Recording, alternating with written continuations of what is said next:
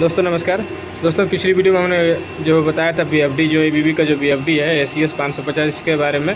तो दोस्तों कुछ बेसिक डिटेल्स हमने दिया था पिछली वीडियो में। इस वीडियो में आपको बताएंगे कि केबल का टर्मिनेशन कहाँ पे किया गया रहता है, कौन सा केबल कहाँ पे रहता है। तो दोस्तों यहाँ पे देखिए जो रिले हमारे दिया गया रहता है, इस रिले में हमारा फीडबैक का और कमांड का रिले दिया गया रहता है। तो बाकी जो C&I का रहता है हमारे इधर। तो सबसे पहले आपको इधर बता देते हैं, इसमें जो देख सकते हैं 3 सेक्शन है। तो तीनों सेक्शन हमारा 3 BFD लगा, इसीलिए तीनों का लगा। बाकी जो है यहाँ से जो आधा आधा करके है, ये हमारे एक ऊपर वाला और नीचे वाला एक BFD का, फिर इसका ऊपर का नीचे का एक BFD का। आपको एक BFD का केवल समझना है। तो यहाँ पे देख सकते हैं कि जो भी यहाँ पे सबसे पहले देखिए C&I का जो केबल आके यहाँ पे कनेक्ट हुआ है। तो यहाँ पे सारे फीडबैक के लिए हमारे पावर फेल का फीडबैक, फॉरवर्ड ऑन का, रिवर्स ऑन का, पावर या फिर अगर BFD ट्रिप होता है, इस सब का फीडबैक जो है हमारा यहाँ पे दिया गया रहता है। 25, 26, 26, 27, 28, 29, 30 से लेकर यहाँ पे 37 तक दिया हुआ है फीडबैक के लिए। उसके बाद यहाँ पे स्पीड इंक्रीज डिक्रीज के लिए यहाँ पे जो एनालॉग सिग्नल आ रहा है, एनालॉग आउटपुट जो हमारा DCS से आएगा वो हमारे यहाँ पे आ रहा है। 14 और 15 नंबर TB जो है उस पर दिया गया है। बाकी ऊपर जो है यहाँ पे कमांड आ रहा है फॉरवर्ड ऑन का, रिवर्स ऑन का, इस और इमरजेंसी स्टॉप के लिए जो हमारा कमांड आता है DCS से, वो हमारे ऊपर यहाँ पे आ रहा है। तो C&I का जो केबल्स है हमारे देख सकते हैं यहाँ पे आके लगे हुए हैं। फिर यहाँ से ब्लू केबल और यहाँ पे येलो कलर, ये ब्लू केबल जो है जो हमारे वो एनालॉग आउटपुट या फिर डिजिटल आउटपुट यानी कि कमांड का केबल है, जो हमारे DCS से जो कमांड आएगा। और जो येलो कलर का जो आप केबल देख पा रहे हैं टोटली हमारे फीडबैक के केबल है। जो भी हमारा फीडबैक जाएगा वो हमारा येलो वाला केबल आया है उससे लिया गया रहता है। तो अब यहाँ पे देखिए रिले जो दिया गया रहता है, तो रिले में सबसे पहले आपको देखना है फॉरवर्ड और रिवर्स वाला जो रिले है वो कौन सा है। तो फॉरवर्ड और रिवर्स के लिए जो रिले रहता है R19 और R20। तो आप देख सकते हैं यहाँ पे R19 और R20 दिया गया रहता है। यहाँ पे जो है R19 और R20। तो ये कमांड के लिए इंक्रीज और डिक्रीज का जो कमांड देंगे एनालॉग कमांड, वो हमारा यही रोल है। एनालॉग पे हमारा इंक्रीज पे हमारा R19 एक्ट होगा और डिक्रीज पे हमारा R20 जो है ये हमारा एक्ट होगा। तो ये R19 और R20 जो है स्पीड इंक्रीज और डिक्रीज करने के लिए दिया गया रहता है। इसके बाद ये R16 जो है, यहाँ पे R16 जो है ये BFD को ऑन करने के लिए रहता है। एक तो होता है फॉरवर्ड और रिवर्स करने के लिए, लेकिन एक BFD ऑन करने का जो कमांड है हमारा R16 से जाएगा। इसके अलावा यहाँ पे K15 यहाँ पे दिया है। तो जो K15 है दोस्तों, इसका जो मेन कंडक्टर है ये देख सकते हैं यहाँ पे मेन कंडक्टर जो है, मेन कंडक्टर को ऑन करने के लिए दिया गया रहता है। K15 से जो हमारा मेन कंडक्टर जो है वो ऑन होता है। बाकी का दोस्तों आप देख सकते हैं यहाँ फीडबैक के लिए टोटल आपका 4 2 6 आपके फीडबैक यहाँ पे लिए गए थे। 6 फीडबैक के लिए आप येलो कलर का जो वायर आप उसको यहाँ से देख सकते हैं। एक येलो कलर इसमें लगा हुआ है, दूसरा येलो कलर इस वाले 8-13 में लगा हुआ है, एक 13 में है, एक 18 में है और एक R12 में। तो 12, 13, 18 जो ये फीडबैक के लिए हो जाएगा। उसी प्रकार से नीचे देखिए ये हमारा R12.1 और R16 और फिर R19 और 20 भी जो हमारे फीडबैक के लिए ही है। उसके बाद ये सारे जितने रिले हैं, सारे रिले में से ब्लू कलर का जो वायर है, ये सारे ब्लू कलर के वायर हमारे जाते हैं फीडबैक का हो या फिर कमांड का, वो एक जाके पूरा बंडल बनाते हुए यहाँ पे देख सकते हैं। ये नीचे से जो हमारा ब्लू कलर का बंडल ये दिख रहा है, ये हमारा आता है BFD के अंदर। और BFD में साइड में हमारे पूरे TB लगे हुए हैं, उसमें आके कनेक्ट होता है। तो BFD में सबसे नीचे जो रहता है, तो दो प्रकार के TB रहता है। उस 2 प्रकार के हमारे जो मेन AC सप्लाई है उसका इन और आउट के लिए रहता है, जो कि हमारा सबसे नीचे रहता है। उसके बाद साइड में यहाँ पे इस तरीके से यहाँ पे TB दिया गया रहता है, वहाँ पे दिया गया रहता है जितने भी हमारे फील्ड के केबल हैं, यानी कि हमारे ये जो फीडबैक और कमांड का जो केबल है ये सारा आता है।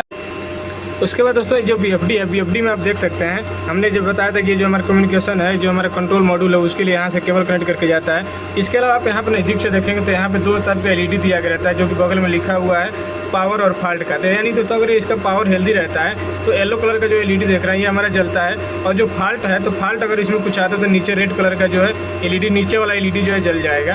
तो फॉल्ट के लिए तो इसमें फॉल्ट और पावर के लिए 2 LED यहाँ पर प्रोवाइड किया गया रहता है। अगर डिवाइस हमारा ओके है, पावर ओके है, तो पावर वाले LED जलेगा। अगर इसमें कुछ फॉल्ट आएगा तो फॉल्ट वाले LED भी हमारा इसमें जलना शुरू हो जाएगा। तो यहाँ पे बाहर से ही आपको पता चल जाएगा कि इसमें कुछ फॉल्ट है। बाकी इसको ढक्कन को खोलने के लिए, इसका जो मेन कवर होता है दोस्तों, इसको खोलने के लिए सबसे पहले यहाँ पे देख सकते हैं एक स्क्रू दिया गया रहता है। इस स्क्रू को यहाँ से खोलना रहता है। स्क्रू को खोलने के बाद यहाँ से जो साइड में एक यहाँ पे नोब दिया गया दबाने के लिए बटन, एक दूसरे साइड से भी रहता है। दोनों को दबा के इसको बाहर करेंगे तो इसका कवर जो होता है हमारा आउट हो जाता है। तो आउट करने के बाद जो अभी अंदर में हमारे कनेक्शन होते हैं वो हमारे दिए गए रहते हैं। चलिए आपको बताते हैं अंदर का कनेक्शन किस प्रकार से रहता है। पहले हम इसको खोल के बाहर कर लेते हैं, उसके बाद हम आगे आपको प्रोग्रामिंग बताएंगे कि इसका किस तरीके से प्रोग्रामिंग सेट करते हैं इसके कंट्रोल मॉड्यूल में। अब देख पा रहे होंगे कि पिक्चर में आपके सामने दिख रहा है ACS 550 ABB का जो ड्राइव है। तो इसका जो कंट्रोल वायरिंग है, कंट्रोल वायरिंग करने से पहले हम इसका बताते हैं कि टर्मिनल जो है, इनके टर्मिनल की डिटेल्स आपको बताते हैं ताकि आपको कंट्रोल वायरिंग समझ में आ जाएगी। तो आपको इसमें जो लेफ्ट साइड में आपके टर्मिनल्स दिख पा रहे होंगे, X1 टर्मिनल है। X1 में 3 टाइप के टर्मिनल दिए गए रहते हैं, एनालॉग, डिजिटल और रिले आउटपुट। तो एनालॉग जो टर्मिनल है ऊपर वाला जो दिया गया है वो टोटल एनालॉग के रहते हैं, उसके निचला वाला जो रहता है टोटल डिजिटल इनपुट के लिए रहता है, और उसके निचला जो सबसे नीचे जो तीसरा नंबर जो टर्मिनल रहता है वो रहता है रिले आउटपुट, यानी इसको DO भी बोल सकते हैं, डिजिटल आउटपुट। तो इस तरीके से 3 टाइप के टीवी यहाँ पे दिया गया रहता है मेनली। एक होता है एनालॉग इनपुट आउटपुट के लिए, जो ऊपर वाला रहता है एनालॉग इनपुट और आउटपुट दोनों उसमें रहता है। इनपुट भी उसी पे जाता है स्पीड इंक्रीज और डिक्रीज करने के लिए, चाहे आप पोटेंशियोमीटर कनेक्ट करें या फिर PLC या DCS के थ्रू हम इस पर अगर कंट्रोल करें, उसके थ्रू उसके जो भी एनालॉग और इनपुट और आउटपुट जो आएगा एनालॉग का, वो हमारा आ जाए X1 का एनालॉग इनपुट आउटपुट टर्मिनल पे। उसके बाद जो दूसरा है DI टर्मिनल। तो DI टर्मिनल जो होता है दोस्तों, उस पर एक्सटर्नल वोल्टेज भी 24 वोल्ट उस पर दिया गया रहता है, जिसके थ्रू आप इसमें पुश बटन या रोटरी स्विच जो होते हैं या फिर सेलेक्टर स्विच जो होता है उसको आप कनेक्ट कर सकते हैं पीसी से, ड्राइव से ही पावर सप्लाई लेके फिर उसमें DI में आप इसको यूज़ कर सकते हैं। तो DI में देखिए हमारे टोटल जो है 9 टर्मिनल है। इसमें 9 टर्मिनल में है जो पहला, दूसरा, तीसरा यानी कि 10, 11, 12 नंबर जो है वो हमारा पावर सप्लाई के लिए, 10 और 11 नंबर जो रहता है वो 24 वोल्ट पावर सप्लाई के लिए रहता है। 12 नंबर जो रहता है डिजिटल इनपुट का कॉमन टर्मिनल के लिए रहता है। बाकी 13, 14, 15, 16, 17, 18 जो 6 टर्मिनल दिए गए रहते हैं ये डिजिटल इनपुट सिग्नल के लिए है। इनको हम अलग अलग तरीके से यूज करते हैं। तो वो जो अलग अलग तरीके से इनको जो यूज किया जाता है उसी को हम बोलते हैं एप्लीकेशन माइक्रो। माइक्रो क्या होता है कि एक सेट होता है, इस जो पूरे हमारे टीवी जो होता है इनको अलग अलग यूज करने का एक पूरा सेट होता है, कौन सा टीवी को किस तरीके से यूज किया जाता है। तो इन सारे टीवी का एक अलग अलग सेट बना के कई मोड इसका बनाया गया है, कई मेथड बनाया गया है, उसी को हम बोलते हैं एप्लीकेशन माइक्रो। जब भी आप इसमें सेटिंग में जाइएगा तो आपको अगर एप्लीकेशन माइक्रो आपको देखने को मिले तो एप्लीकेशन माइक्रो का मतलब होता है कि जो हमारा टीवी है, DI टीवी जो है, इनको हम किस मोड में यूज करते हैं। अलग अलग इसके मोड होते हैं जो हम आपको आगे बताते हैं। उसके बाद जो हमारा एनालॉग का टीवी होता है, जो ऊपर वाला एनालॉग टीवी है, उसमें देखिए 9 टर्मिनल उसमें दिए गए थे। 9 टर्मिनल में जो हमारा पहला, दूसरा, तीसरा, चौथा, ये जो पहला, दूसरा, तीसरा, चौथा जो रहता है, तो पहला इसमें जो होता है SCR जो लिखा रहता है। तो ये CR जो होता है ये सिग्नल केबल के लिए रहता है। सिग्नल केबल का जो सील्ड वायर होता है एनालॉग इनपुट का या फिर एनालॉग आउटपुट का, जो भी सील्ड वायर होगा वो 1 नंबर टर्मिनल पर कनेक्ट करने के लिए दिया गया रहता है। आप इसको कनेक्ट कर भी सकते हैं, नहीं भी कर सकते हैं, लेकिन जो भी हमारा एनालॉग सिग्नल होता है उसमें हमें सील्ड वायर कनेक्ट करना बहुत ज़रूरी होता है ताकि कुछ जो हमारा सिग्नल हो, सिग्नल लॉस ना हो, और जो एनालॉग सिग्नल जो रहता है उसका डाटा जो होता है प्रॉपर हमारा ड्राइव जो है उसको रीड कर सके और आउटपुट प्रॉपर मिल सके हमें, तो उसके लिए सील्ड वायर कनेक्ट किया जाता है। उसके बाद 2 नंबर, 3 नंबर, 4 नंबर जो टर्मिनल है, जहाँ पे लिखा हुआ है AI1 और AGND का मतलब होता है एनालॉग के सिग्नल के लिए ग्राउंड, और 4 नंबर पर दिया हुआ है 10 वोल्ट। तो 10 वोल्ट जो दिया रहता है ये हमारा पोटेंशियोमीटर को कनेक्ट करने के लिए रहता है। यहीं पे 2 और 3, 4 पे हमारा पोटेंशियोमीटर कनेक्ट किया जाता है।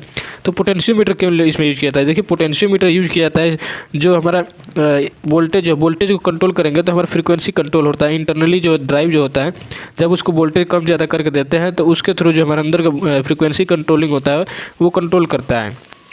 तो कुल मिला के जैसे कि हमारे घरों में जो फैन को कंट्रोल करने के लिए जो पोटेंशियोमीटर यूज किया जाता है, जब उसको पोटेंशियोमीटर को रोटेट करते हैं तो उसके अंदर होता है हमारा एक पूरा रेजिस्टेंस रहता है। उस रेजिस्टेंस को जितना आप सेलेक्ट करते जाते हैं, जितना रेजिस्टेंस ज़्यादा होता है उतना वोल्टेज को ड्रॉप कराता है, तो वोल्टेज कम मिलता है। तो जब वोल्टेज कम मिलता है दोस्तों, तो इसी तरीके से हमारे ड्राइव में भी वोल्टेज कम मिलेगा, तो वोल्टेज कम मिलेगा तो हमारा फ्रीक्वेंसी कम जाएगा, तो फ्रीक्वेंसी कम जाएगा तो मोटर का स्पीड जो होता है कम होता है। तो यहाँ पे आपको पोटेंशियोमीटर कनेक्ट करना होता है।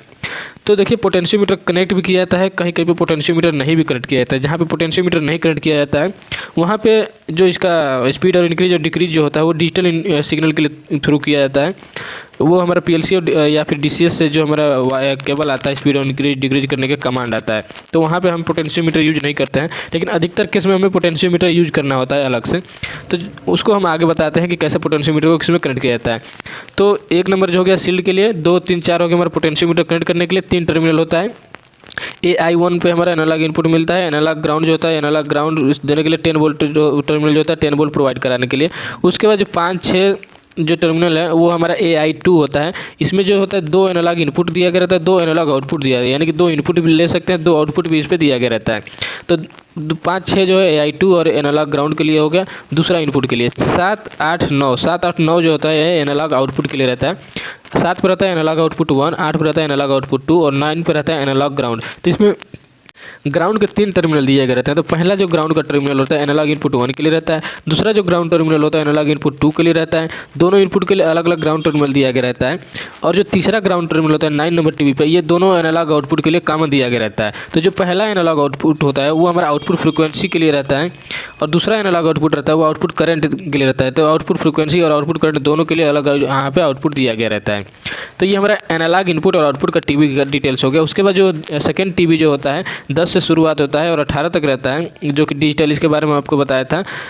उसके बाद लास्ट वाला जो टीवी रहता है, सबसे निचला जो तीसरा टीवी रहता है 19 से लेकर 27 तक, तो ये हमारे रिले के टीवी रहते हैं। इसमें 3 टाइप के 3 रिले रहते हैं। तो तीनों रिले में 3-3 टर्मिनल रहते हैं। तो टोटल इसमें 9 टर्मिनल होता है। एक कॉमन NO NC करके, जैसा कि जनरली हमारे रिले में 3 टर्मिनल होता है। तो ये जो तीनों रिले जो होता है, ये रिले आउटपुट जो होता है ये फीडबैक के लिए रहता है। तो जो पहला रिले रहता है दोस्तों रन इनेबल के लिए रहता है। रन इनेबल या फिर जो परमिसिव रहता है, जैसे हमारा रेडी है, हमारा जो भी ड्राइव है वो चलने के लिए रेडी है, तो इसका जो फीडबैक है वो हमारा रिले 1 से आता है। दूसरा रिले जो होता है रन फीडबैक के लिए रहता है। जब हमारा ड्राइव को आप रन करा देते हैं, स्टार्ट करेंगे, तो उसका फीडबैक के लिए रहता है दूसरा रिले।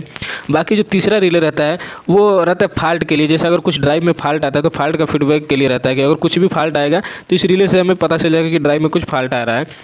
तो ये हमारे 3 रिले हो गए। रिले आउटपुट जो होता है, पहला रिले जो है वो परमिसिव का ड्राइव हेल्दी है उसका फीडबैक देगा, और दूसरा रिले जो है ड्राइव रन करेगा तो उसका फीडबैक देगा। तीसरा रिले जो रहता है वो हमारा फॉल्ट का फीडबैक देने के लिए रहता है। तो ये हमारे टर्मिनल्स होगा। इन टर्मिनल के अलावा 2 टाइप के हमारे जंपर दिए गए रहते हैं। जैसा कि एक होता है जंपर 1, एक होता है जंपर 2। तो जंपर 1 जो रहता है ये तीनों टर्मिनल के ऊपर में रहता है लेफ्ट साइड में। तो ये जंपर जो है सिलेक्शन करने के लिए रहता है कि आप एनालॉग सिग्नल यूज कर रहे हैं या फिर मतलब जो एनालॉग इनपुट में आप 1 से 0 से 10 वोल्टेज यूज कर रहे हैं या फिर 4 to 20 मिली एम्पियर यूज कर रहे हैं, उसका सिलेक्शन करने के लिए इसमें J1 DIP स्विच दिया गया रहता है। 2 टाइप का DIP स्विच यूज है इस ड्राइव में। तो J1 है वो हमारा एनालॉग इनपुट सिलेक्शन के लिए रहता है। उसी तरीके से जंपर दूसरा दिया गया रहता है J2। तो ये जिसको जंपर नहीं है, एक प्रकार से DIP स्विच रहता है जिसको हम जंपर बोलते हैं। तो ये DIP स्विच 2 टाइप का है, एक J1 एक J2। तो दोस्तों जो J2 जो DIP स्विच होता है वो एक्सटर्नल कम्युनिकेशन के लिए रहता है। एक्सटर्नल कम्युनिकेशन मॉड्यूल जो रहता है उसका सिलेक्शन करने के लिए रहता है। RS485 जो केबल होता है उनका यहाँ पे टर्मिनेशन होता है, तो उसका जो कम्युनिकेशन है उसका सिलेक्शन करने के लिए, ऑन करने के लिए, ऑफ करने के लिए यहाँ पे J2 एक DIP स्विच लगाया गया रहता है। तो 2 टाइप का आप DIP स्विच यहाँ पे देख पा रहे होंगे, जो कि हमारे ड्राइव का फोटो देख पा रहे होंगे। इसके अलावा एक चीज़ आप और देख पा रहे होंगे, जो हमारा पैनल का कनेक्टर दिया गया रहता है, जो हमारा कंट्रोल पैनल होता है, जो पैनल का एक कनेक्टर दिया गया है, उस कनेक्टर के नीचे एक एक्स्ट्रा आपको एक कनेक्टर टाइप का दिखता है जिसको हम बोलते हैं फ्लैश ड्रॉप ऑप्शन। तो ये फ्लैश ड्रॉप ऑप्शन जो होता है एक्स्ट्रा एक मॉड्यूल होता है, मॉड्यूल के कम्युनिकेशन कराने के लिए यहाँ पे दिया गया रहता है। तो दोस्तों ये हो गए हमारे टर्मिनल के डिटेल्स। अब टर्मिनल डिटेल्स हो गया, चलिए अब आपको बताते हैं कि कंट्रोल वायरिंग जो होता है किस तरीके से करते हैं। अलग अलग तरीके से हम पोटेंशियोमीटर का कैसे कनेक्शन करते हैं, डिजिटल इनपुट का किस तरीके से, स्टार्ट का, स्टॉप का, फॉरवर्ड रिवर्स इंक्रीज डिक्रीज का किस तरीके से इसमें कनेक्शन किया जाता है। तो दोस्तों एक्चुअल में होता क्या है कि अलग अलग इसमें एप्लीकेशन माइक्रो में अलग अलग मेथड होता है इसको यूज करने के। जैसे एप्लीकेशन माइक्रो में जैसे हमने बताया कि अलग अलग मेथड है, उसी को हम बोलते हैं एप्लीकेशन माइक्रो। एप्लीकेशन माने किस कौन से आपको तरीके से इसको यूज करना है ड्राइव के। तो इसके लिए अलग अलग एप्लीकेशन माइक्रो दिया गया है। जैसे कि पहला हमारा होता है स्टैंडर्ड माइक्रो।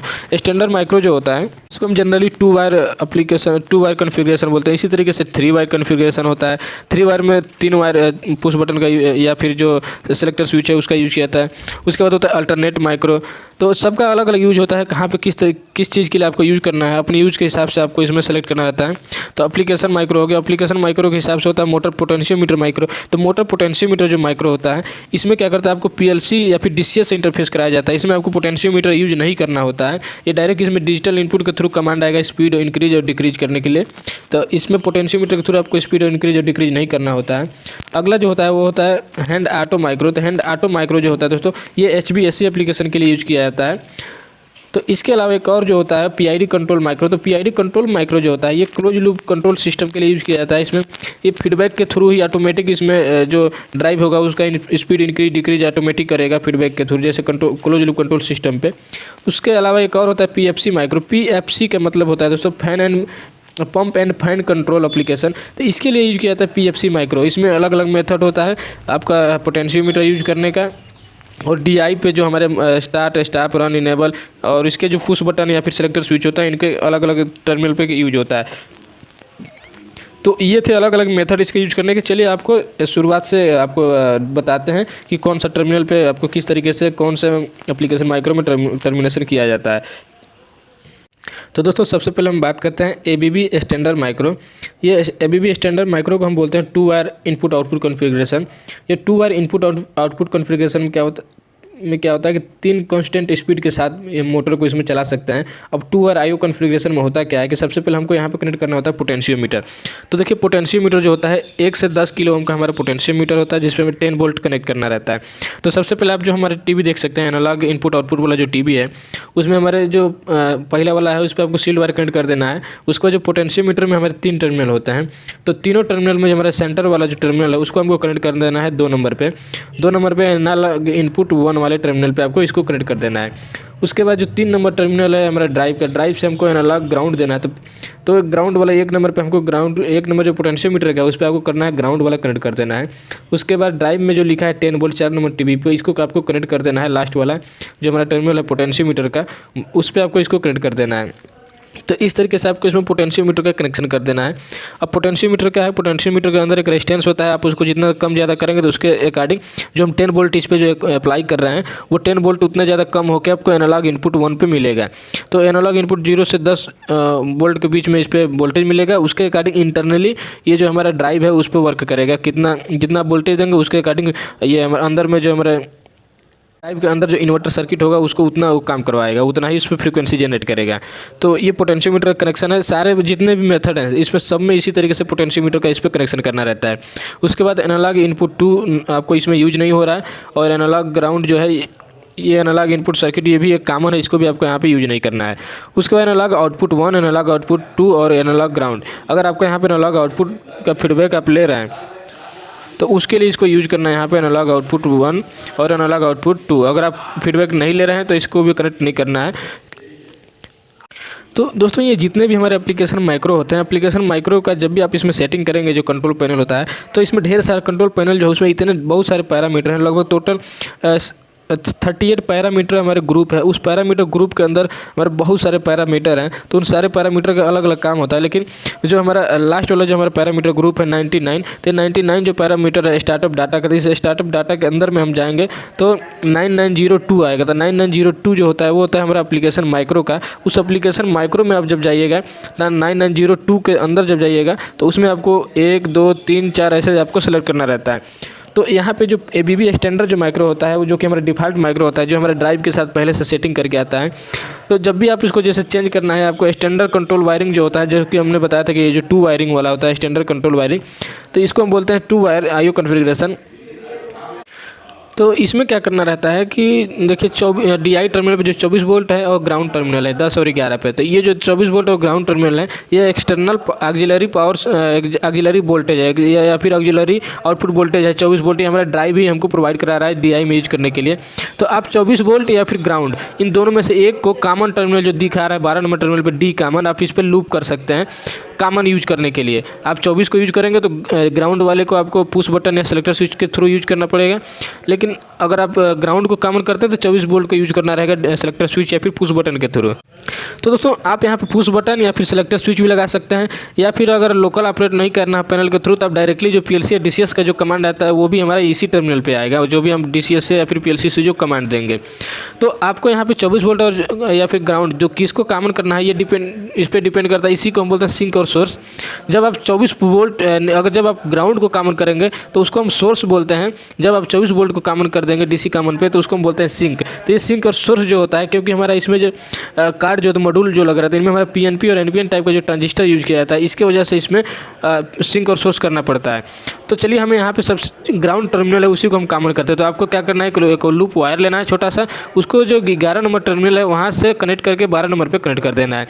तो इससे क्या होगा कि DI के जितने भी टर्मिनल हैं उनके एक साइड में जो भी हमारा सप्लाई होगा वो ग्राउंड हमारा मिल जाएगा, दूसरे साइड में हमको वोल्टेज चाहिए होगा 24 वोल्ट।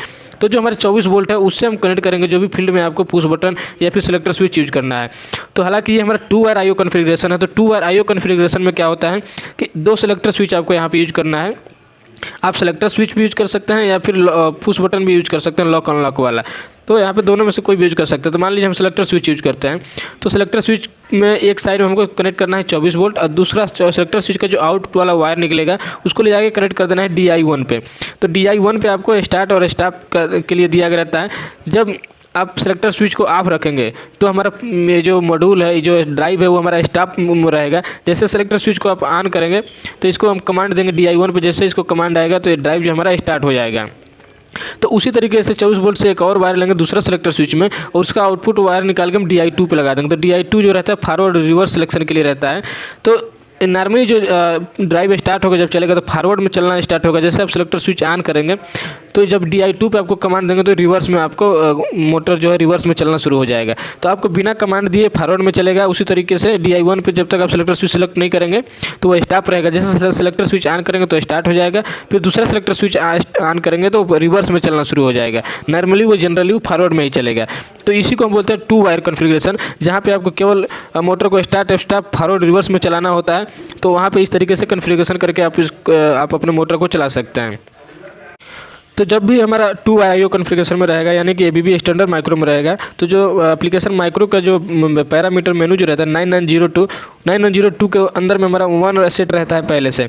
उसके बाद जब आपको इसको पैरामीटर एप्लीकेशन माइक्रो आपको चेंज करना है, जैसे 3 वायर माइक्रो होता है, अगला मोड जो होता है, अगला मेथड जो होता है 3 वायर माइक्रो। तो 3 वायर माइक्रो में आपको सेटिंग करने के लिए सबसे पहले आपको एप्लीकेशन माइक्रो पैरामीटर में जाना है 9902 में। 9902 में आप जाके उसके अंदर में 3 वायर करने के लिए 1 की जगह पर आपको 2 को सेट कर देना था। जैसे आप 2 को सेट करेंगे तो जो हमारा ये टर्मिनल का जो कनेक्शन है ये 3 वायर माइक्रो में अंदर से ये सेट हो जाएगा।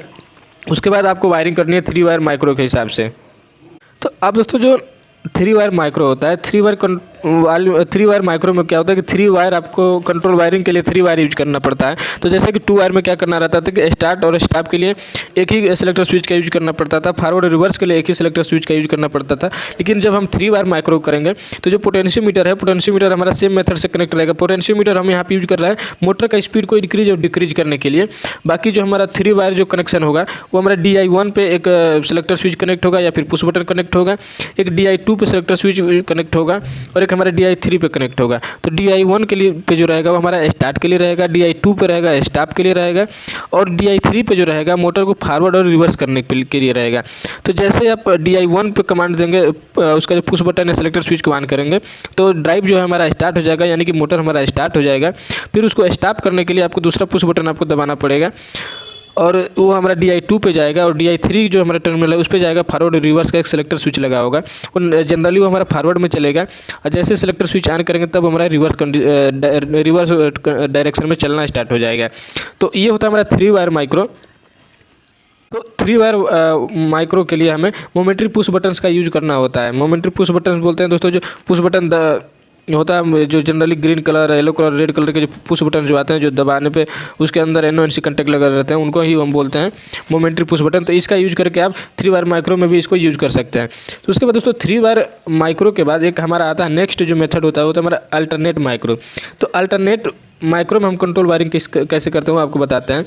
तो सबसे पहले आपको अल्टरनेट माइक्रो में जाने के लिए जो एप्लीकेशन माइक्रो होता है उसके पैरामीटर में जाना है। पैरामीटर 9902 के अंदर जाके जो हमारा 1 था, 1 की जगह पे आपको 3 कर देना था। जब आप इसमें 3 कर देंगे तो ये अल्टरनेट माइक्रो का जो सेटिंग है उस पर सेट हो जाएगा। जो भी हमारे टर्मिनल है वो सेट हो जाएंगे अल्टरनेट माइक्रो में, यानी कि जो DI कंट्रोल सिग्नल जो होंगे ये सीक्वेंस में ऑपरेट हो जाएंगे, उसके लिए सेट हो जाएगा अल्टरनेट मेथड के लिए। तो आप उसको अलग तरीके से यूज कर सकते हैं। तो ये हमारा जो अल्टरनेट माइक्रो है इसमें किस तरीके से होता है, इसमें भी क्या करेंगे, जो पोटेंशियोमीटर होता है वो सेम मेथड से हमारे कनेक्ट हो जाएगा, एनालॉग आउटपुट भी सेम मेथड से हमारा कनेक्ट रहेगा।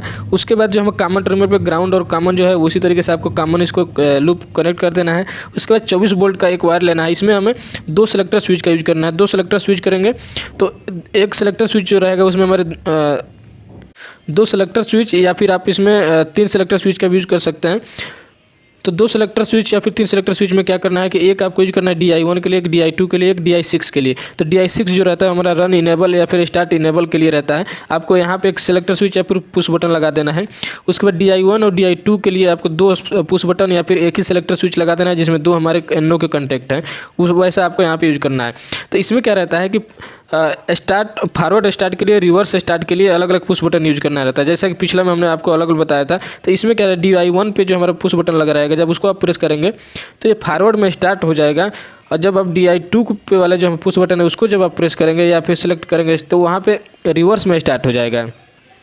और जब दोनों सेलेक्टर स्विच को ऑफ रहेंगे तो हमारा जो ड्राइव जो है वो ऑफ हो जाएगा। जब तक आप कोई कमांड नहीं दीजिएगा तो स्टॉप रहेगा। तो स्टार्ट वाला आप करेंगे तो फॉरवर्ड में स्टार्ट हो जाएगा, फॉरवर्ड स्टार्ट वाले से, और रिवर्स स्टॉप वाला पुश बटन दबाएंगे तो रिवर्स में चलना शुरू हो जाएगा, फॉरवर्ड वाला ऑटोमेटिक बंद हो जाएगा।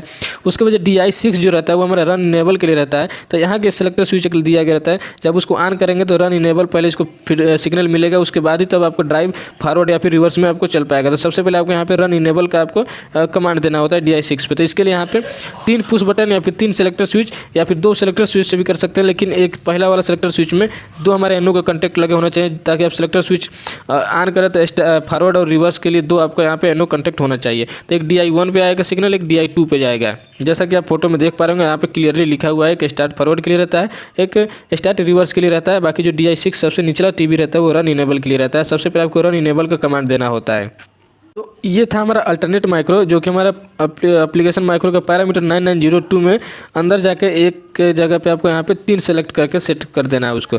उसके बाद जो नेक्स्ट होता है मोड, जो होता है नेक्स्ट मोड, वो होता है motor potentiometer micro. Motor potentiometer micro को आपको जाने के लिए सबसे पहले जो पैरामीटर 9902 होता है उसमें जाकर आपको इसको अंदर जाने पर इसको 4 नंबर में सेट कर देना है। 4 नंबर में जब आप सेट करेंगे तो मोटर पोटेंशियोमीटर माइक्रो मोड में ये सेट हो जाएगा।